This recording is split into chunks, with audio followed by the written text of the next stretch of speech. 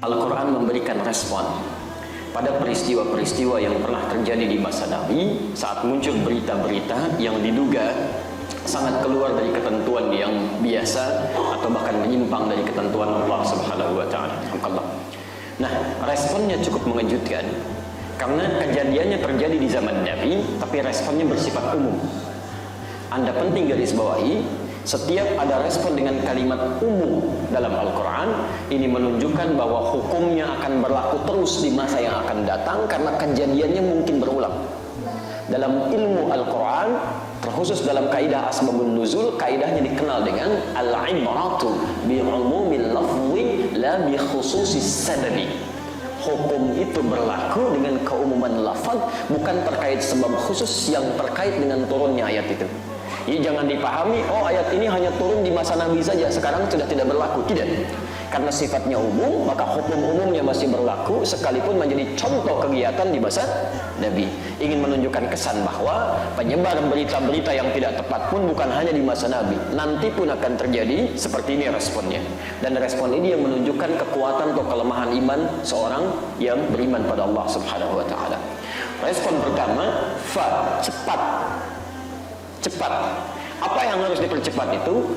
Tabayyanu, berasal dari kata bayan, sesuatu yang jelas, terang, tidak tersekat.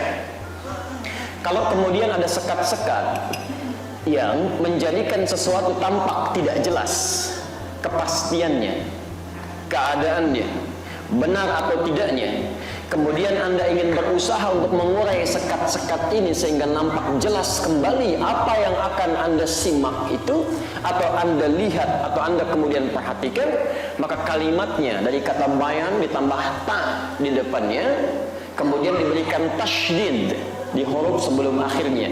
Jika huruf itu huruf hidup, bayan, alifnya huruf mati, maka iya-nya yang diberikan tasydid di sini.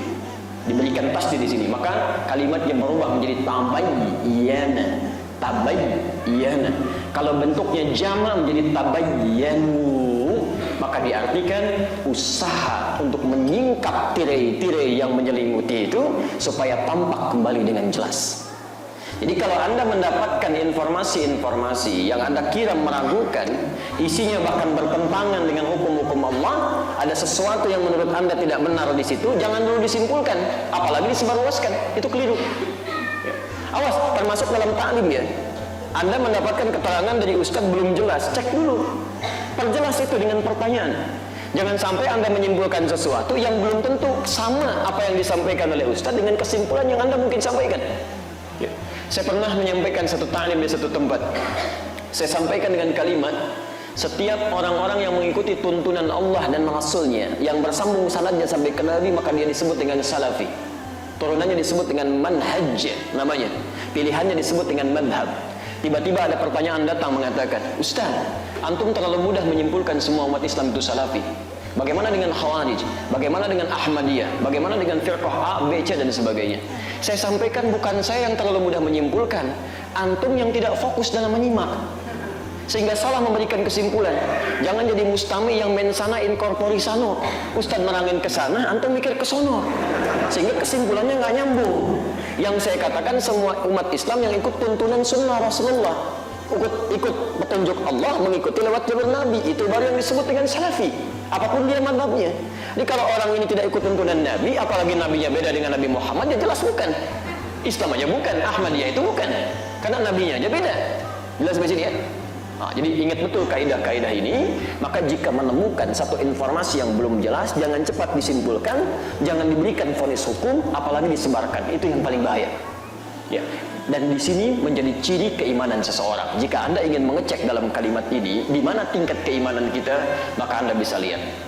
Apakah Anda termasuk yang terburu-buru sampai menyebarkan, sampai mendesain ulang kembali, sampai menyimpulkan, oh ternyata begini ya, wah macam-macam. Tapi belum pernah Anda cek. Gara-gara fitsahat sampai heboh Nusantara. Apa urusannya gitu? Jangan-jangan yang bikin heboh itu belum pernah ngecek juga gitu. Coba dilihat lagi, ya, coba dicek lagi. Jangan-jangan yang menyebarkan satu dengan yang lain, sehingga dari penyebaran-penyebaran ini muncul masalah-masalah baru yang buang-buang energi. yang seharusnya nggak pernah dibahas, nggak pernah didiskusikan, nggak keluar energi untuk bahas itu, tiba-tiba muncul lagi. Yang dikhawatirkan, awas, antusibu qauman bijahalatin, bisa menyakiti orang lain tanpa kita sadari. Tanpa kita sadari. Fatusbihu ala ma fa'altum nadimin. Ujung-ujungnya cuma menyesal. Salah saya. Sudah tahu salah, kenapa nggak dipikirin sebelumnya? Ini jadi masalah. Cek, lihat sumbernya. Dari mana gambarannya? Kalau sudah mendapatkan pembuktian yang jelas, maka bukti yang jelasnya disebut dengan bayyinah. Keadaannya disebut dengan bayan, usahanya disebut dengan tabayyan, sifatnya disebut dengan tabayyun, buktinya disebut dengan bayyinah. Muncul Quran surah 98 itu, surah Al-Bayyinah. Lam yakunil ladzina kafaru min ahlil kitabi wal musyrikina munfakkina hatta ta'tiyahumul bayyinah. Bukti yang nyata itu, jelas bagi kita. Cek dulu, lihat di BAP-nya. Ternyata bukan fitsahat saja. Poin F-nya keliru menuliskan At-Tahiriyah, poin G-nya keliru menuliskan Safiyah. Ditulis pakai F, muncul pakai V di situ, gitu kan? Masya Allah. Baik, muncul lagi yang lainnya. Ekspor, S-nya hilang jadi ekspor, gitu kan? Dan sebagainya. Ternyata bukan cuma kalimat itu saja. Dari mana bisa menyimpulkannya? Cek sumber aslinya, lihat dulu bagaimana turunannya, nanti baru kemudian dikonfirmasi dengan orangnya. Apakah yang salah juru ketiknya saat mengantuk mungkin mengetiknya, atau keliru mengejanya, atau juga kesalahan menyimpulkan tidak dicek kembali. Banyak yang terjadi, tapi kesimpulannya itu bukan urusan kita. Itu urusan orang lain, ngapain kita sibuk mikirin? Ya, jadi agak aneh kadang-kadang sibuk mikirkan urusan yang bukan urusan kita, dan itu bukan substansial bagi kita. Sehingga sibuk pikirkan yang lain, lupa dengan esensi persoalan yang harus difokuskan dalam kehidupan kita.